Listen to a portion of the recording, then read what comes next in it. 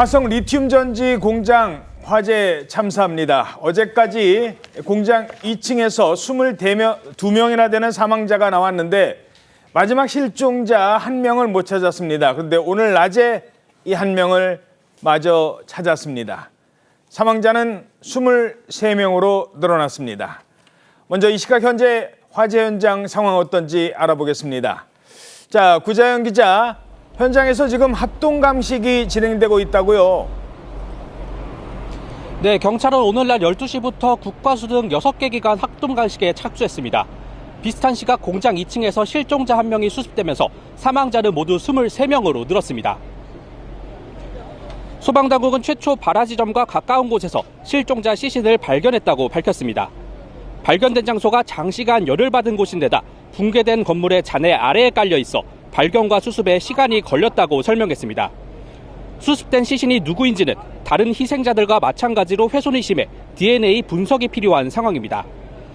오늘 수색에선 사망자의 유품으로 추정되는 시계와 반지 등도 잇따라 발견됐습니다. 화재 희생자 23명 가운데 한국인 국적자는 귀화자를 포함해 5명인 것으로 판명됐습니다. 나머지는 중국 국적 17명, 라오스 국적 1명입니다. 여성은 17명으로 6명인 남성보다 많습니다. 일각에서 화재 이틀 전 같은 공장에서 불이 났다는 이야기도 전해졌는데 소방당국이 2달치 기록을 확인한 결과 직접 신고를 받은 내용은 없다고 밝혔습니다. 조금 전인 낮 2시부터는 불이 난 리튬 전지 공장 대표가 사과문을 발표하기도 했습니다. 현장을 찾은 유가족은 불이 나도 직원들이 대피할 공간도 없었다며 분통을 터뜨리기도 했습니다. 화성 리튬 전지 화재 현장에서 TV조선 구자영입니다. 네, 실종자 가운데 23번째 사망자는 발견하기가 좀 어려웠다고 합니다. 왜 그랬는지 오늘 아침 소방 관계자의 브리핑 들어보겠습니다. 실종자 위치를 확인하였고 실종자의 시신을 수습하였습니다. 최초 인명구조견이 투입되었을 때 인명구조견이 마킹을 해둔 장소입니다. 구조대가 내부를 투입했을 때 인명구조견이 마킹을 해놓은 장소를 집중적으로 수색하여 실종자의 유해를 발견하게 되었습니다. 최초 발화 지점과 가까운 곳이고 장시간 열을 받아 건물 구조물이 붕괴된 상황이었습니다. 유해를 수습하는 데 시간이 다소 소요되었습니다. 자, 이러면서 사망자가 1명 더 늘어났습니다. 역시 중국 국적의 근로자로 보인다고요? 네, 그렇습니다. 오늘 오전 11시 34분쯤 공장 2층에서 시신 한 구가 추가로 발견이 됐습니다. 이에 사망자는 현재까지 23명으로 집계가 됐는데요. 투입된 구조견이 지목한 곳을 구조대원이 집중 수색해서 유해를 발견했습니다. 그런데 시신 훼손이 심해서 지금 현재 신원 확인은 어려운 상황입니다.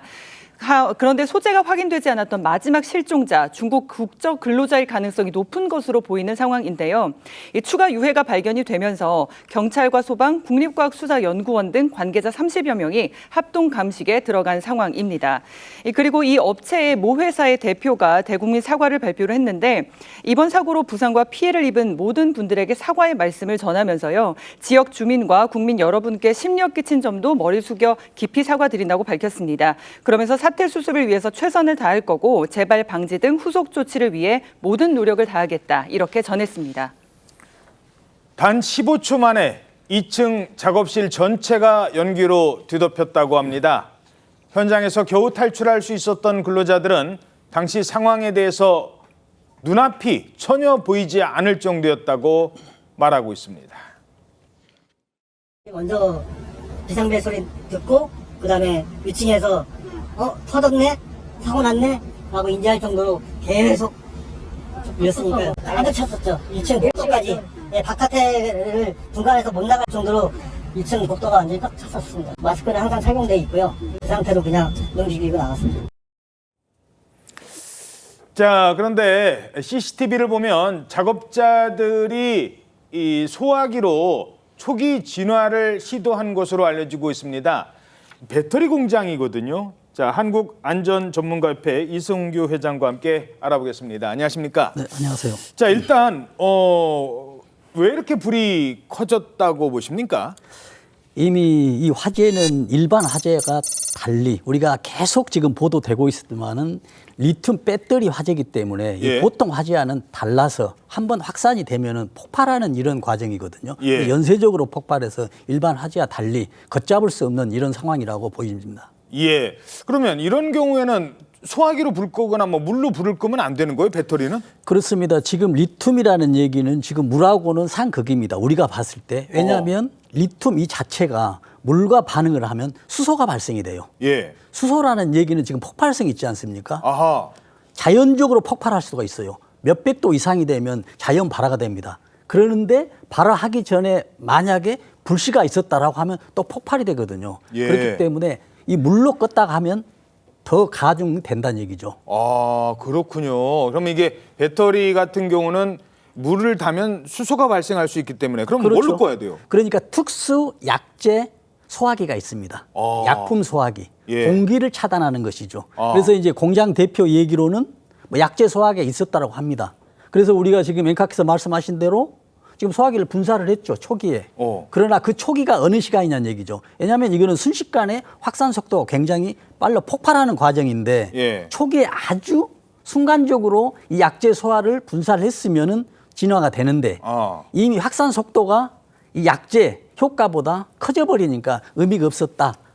분사를 했더라도 의미가 없다. 3만 5천 개가 있었대요. 네. 그러면 3만 5천 개에 대비할 수 있는 충분한 양의 특수 소화기가 구비되어 있었느냐, 아니면 정말 화재 초기에 진압을 하지 않으면 이건 뭐 역부족인 그 정도밖에 준비가 안 됐느냐, 이걸 따져봐야 되는군요. 그러면은 3만 5천 개가 있었다 한다면 그만큼의 약재로도 불가능합니다.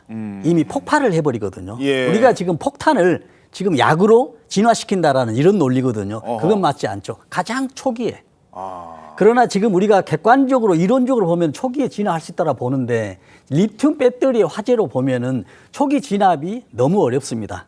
이미 화재가 나버리면 예.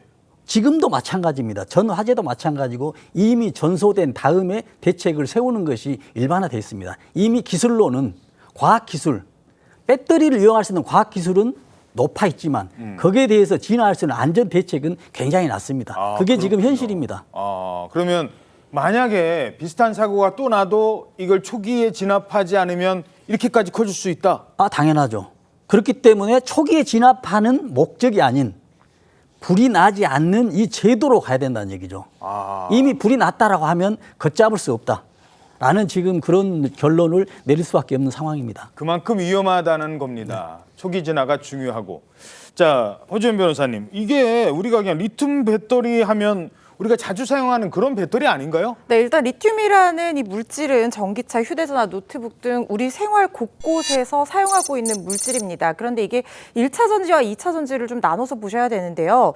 이번에 화재가 난 공장이 1차 전지를 취급하는 공장인데 1차 전지와 2차 전지의 가장 큰 차이점은 충전해서 재사용할 수 있느냐 없느냐의 여부예요. 재사용하는 게 2차 전지고. 그렇습니다. 이게 이제 우리가 흔히 알고 있는 제가 말씀드린 뭐 전기차, 휴대폰, 노트북의 배터리로 쓰이는 리튬 이온 배터리가 이제 2차 전지인데, 근데 리튬 1차 전지 같은 경우에는 평소에는 좀 안정적인 물질이에요. 그래서 이게 유해 화학 물질이 아니라 일반 화학 물질로 분류가 되어 있으나 문제는 뭐냐면 큰 충격이라든가 뭔가 이 뭐 분해를 한다라든가 아니면은 열과 결합한다든가 이래서 폭발이 일어나게 되면 이거 자체가 완전 연소를 스스로 하기 전에는 끌 수 있는 방법이 별로 없어서 의외로 좀 굉장히 위험할 수 있는 물질인데, 이게 유해 화학 물질로 분류되지 않았다는 점에 대해서도 지금 약간 의문의 목소리들이 제기되고 있는 상황으로 보입니다. 1차 전지 같은 경우는요, 물로 끄는 게 아니라 모래로 진압을 해야 한다는 겁니다.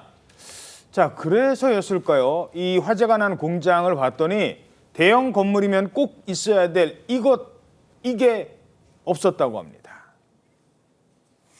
저희는 리튬 공장이라요. 스프링클러가 작동이 안 됩니다. 현장의 작업장은 습기를 다 제거한 특수한 룸에서 작업을 합니다. 아, 그러면 스프링클러가 있었다 하더라도 별 도움이 안 됐었을까요? 스프링클러가 있었으면 초기에 아마 진압이 될 수도 있었죠. 왜냐하면 가장 초기에 이제 반응을 내서 하는 것이 제일 지금 빨리 하는 게 사람보다 가지고 사람이 확인했다라고 하면은 소화약제를 가지고는 시간이 있지 않습니까? 예. 그러나 스프링클러 같은 경우는 바로 상단에 있기 때문에 열 감지하거나 했을 때 바로 이제 분사시켜주는 그 것이죠. 순간에 끌 수 있는 거군요. 네, 그러나 중요한 건 이제 뭐냐면 스프링클러가 우리가 일반적인 스프링클러는 물이거든요.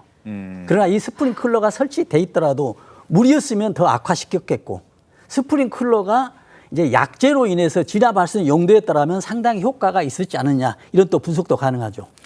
자, 그런데 이 아까 보니까 완제품이었거든요. 이게 네. 완제품 같은 경우는 이 어떻습니까? 불이 났을 경우에 이게 좀 폭발한다든가 뭐 그런 경우가 좀 있어요? 그렇습니다. 지금 우리가 1차 전지, 2차 전지 아까 말씀하신 대로 1차 전지는 완전히 충전한 다음에 지금 공장에서 우리 그 구매자들한테 사용자한테 넘어오지 않습니까? 네. 그러나 2차 전지는 충전하기 때문에 완전히 완충을 하지 않아요. 어. 그래서 결과적으로 보면은 뭐 2차 전지가 더 위험하다고 하는데 또 다른 측면에서 보면 1차 전지가 더 위험해요. 왜냐하면 2차 전지는 완전히 충전돼 있거든요. 예. 배터리 하나하나를 비교한다면 1차 전지는 풀로 에너지가 충전돼 있다고 봐야 되죠. 그러나 2차 전지는 밖에 나와서 우리가 충전하지 않습니까? 또 휴대폰을 사더라도 뭐 20, 30% 충전돼 있고 내가 자가로 충전하기 때문에 그만큼의 에너지 양이 2차 전지는 더 적다라고 볼 수가 있죠. 그러나 지금 1차 전지잖아요. 이제 35,000개가 있었으면 35,000개가 풀로 에너지가 농축돼 있기 때문에 하나가 문제가 되면 연쇄적으로 뭐 말씀하신 대로 폭주 현상이 계속 일어나기 때문에 더 위험하다라고도 볼 수 있습니다. 자, 그러니까 2차 전지 같은 경우는 왜 휴대전화의 그 배터리 같은가 이런 것들 특히 이제 보조 배터리 같은 거 비행기 탈 때 이게 뭐 그 못 갖고 타게 하잖아요. 네네. 이제 폭발할 위험이 있기 때문인데 그래서 2차 전지가 조금 위험한 것 아니냐 하는데 1차 전지가 폭발할 가능성은 적지만 일단 어느 정도 온도에서 폭발을 하기 시작하면 풀로 돼 있죠. 전부 다 풀로 돼 있지 않습니까? 밖으로 지금 구매자한테 나와야 되니까. 근데 그게 지금 35,000개가 있었다는 얘기죠. 예, 완충돼 있는 게 3만 완충돼 있는 거죠. 거의 폭탄 수준이었군요. 그렇죠. 2차 전지는 완충돼 있지 않는 20, 30% 정도가 35,000개 똑같이 있었다고 하면 폭발력은 1차 전지가 훨씬 더 서너 배가 더 크다라고 이렇게 분석이 되죠. 배터리의 위력, 소리는 어땠을까요? 당시 현장에 있던 이 목격자들은 무슨 전쟁 나는 줄 알았답니다. 펑펑하는 소리가 연달아 터졌다고 합니다. 들어보시죠. 한 시간가량 완전히 막 아수라장처럼 막 그 원자 폭탄 폭발하듯이 막 팍팍팍 계속 그래서 저희 쪽에 이제 전이가 될까봐 뭐 저희 직원하고 이제 가동 다 중지하고 스탑시키고 다 이렇게 피싱을 시켰어요. 주위에서 콩소리 나서 역공리에서 화재 난 거 보고 긴급하게 이제 대피 명령을 다 내려서 저희는 나왔죠. 사람들이 일단은 배터리 공장이라 거기에서 나오는 뭐 유해가스나 이런 거가 있을 수 있어서 일단 공장 근처에서 상당히 멀리 대피는 했어요. 자, 저기서 유해가스가 나올 수도 있고요. 특히 저기는 공장이 밀집되어 있는 곳입니다. 산업단지이기 때문에 공장 옆에 공장, 화학공장의 위험물질이 옆 공장으로 날아가면 이런 점들도 상당히 우려가 됐었을 것 같아요.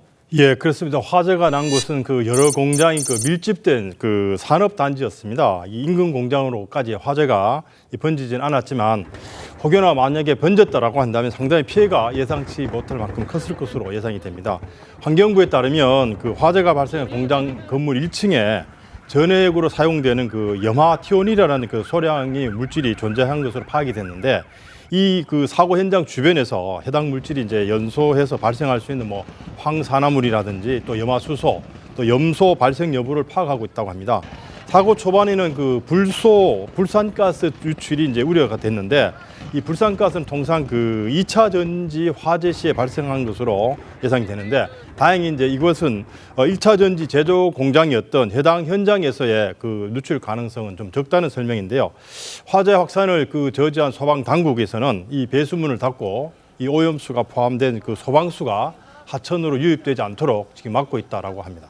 야, 저렇게 그러니까 리튬이 이제 폭발하면서 날아간 그런 잔해물들이 혹시라도 주변에 있는 상가나 뭐 지나가는 사람의 피부에 닿았다, 옷에 닿았다 이러면 어떻게 되는 걸까요? 그렇습니다. 굉장히 지금 우리가 리튬 배터리에 폭발이 됐다라고 하면 정말 수많은 이런 그 가스들이 유해성 가스들이 폭발이 되거든요. 예. 그러니까 우리가 쉽게 이야기하면 폭탄이 터졌다고 보면 됩니다. 그리고 폭탄이 터졌으면 파편들이 뭐 몇백 미터까지도 날아갈 수 있는 이런 상황이거든요. 그렇죠. 특히 이제 사람의 유해성, 인체 특히 뭐 여러 가지 뭐 문제가 많이 있거든요. 예를 들어서 같은 아파트 층에 옆 층에서 불이 났는데도 문을 열어놨다 하면 이미 집안에 있는 뭐 옷들, 가구들은 거의 버려야 할 수준으로 되고 있는데 예. 지금처럼 이렇게 폭발성까지 있었다고 한다면 주위에 굉장히 많겠죠. 특히 유해성 가스예요.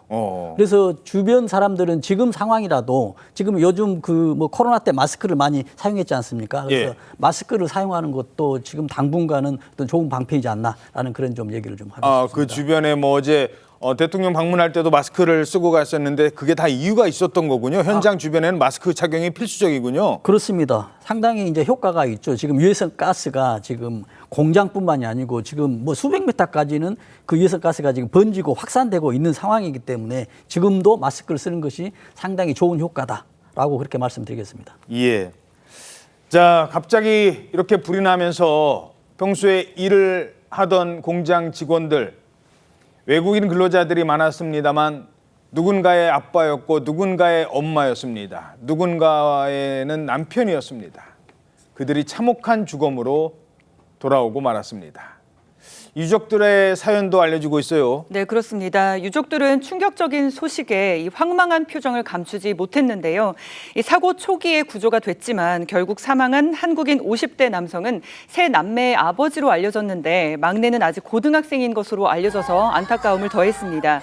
그리고 사망한 라오스인 여성의 남편 이 씨는 장례식장에서 이런 이야기를 전했는데 남편 이 씨가 뇌혈관 수술을 받고 퇴원 절차를 밟던 중에 지인으로부터 비보를 들었다.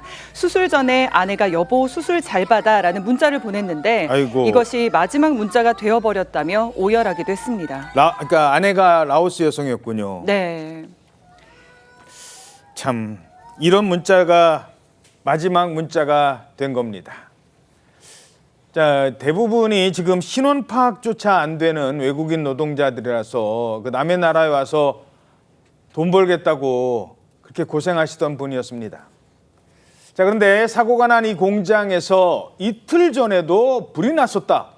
뭐 이런 주장이 나오고 있어요. 이건 또 무슨 얘기입니까? 네, 한 보도에 따르면 해당 공장에서 지난 22일에도 유사하게 불이 났었다 이런 얘기가 있었다는 거예요.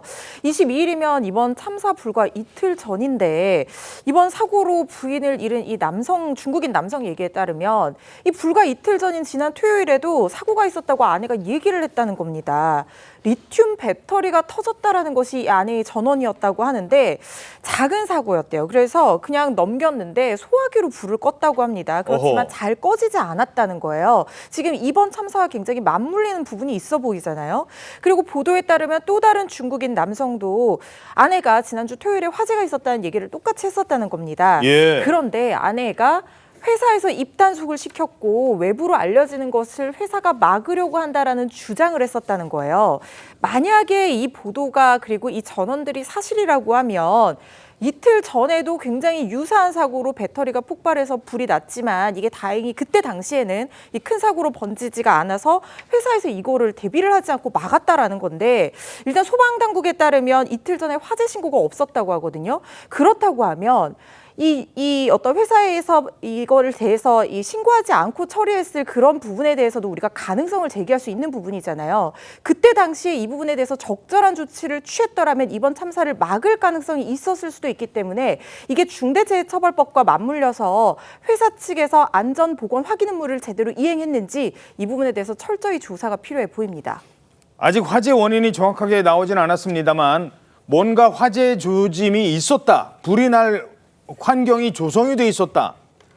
그런데 아무런 조치를 취하지 않았다면 이 부분이 뭐 오늘 뭐 회사 대표가 대국민 사과문을 발표했다고는 합니다만 이거 5인 이상 사업장이잖아요. 네. 중대재해처벌법 적용 대상 아닙니까? 그렇습니다. 지금 근로자 중에 작업을 하다가 한 사람 이상 사망하면 중대재해처벌법을 받을 수가 있거든요. 그러나 이제 무조건 한 명 이상이 사망했다고 해서 중대처벌법을 받는 게 아니고 지금 대표 경영 총책임자가 근로자의 안전이나 보건 확보 의무를 했느냐 안 했느냐가 이제 관건이거든요. 하지 않았다라고 하면 중대재해처벌법을 받습니다. 말씀하신 대로 5인 사업장이 되기 때문에요. 예. 그럼 만약에 이제 중대재해처벌법이 되면은 지금 병가 규정이라 해가지고 지금 벌금도 낼 수도 있고 징역도 같이 살고요. 또 양별 규정에 의해서 또 개인적으로 벌금 내지만은 또 법인에서도 지금 벌금을 내는 이런 아주 엄격한 규정이거든요. 그래서 중대처벌법의 그 목적은 지금 대표를 지금 구속해야 된다라는 이런 논리거든요. 예. 그러면 지금 이제 대표만 구속되느냐 또 그게 아니거든요.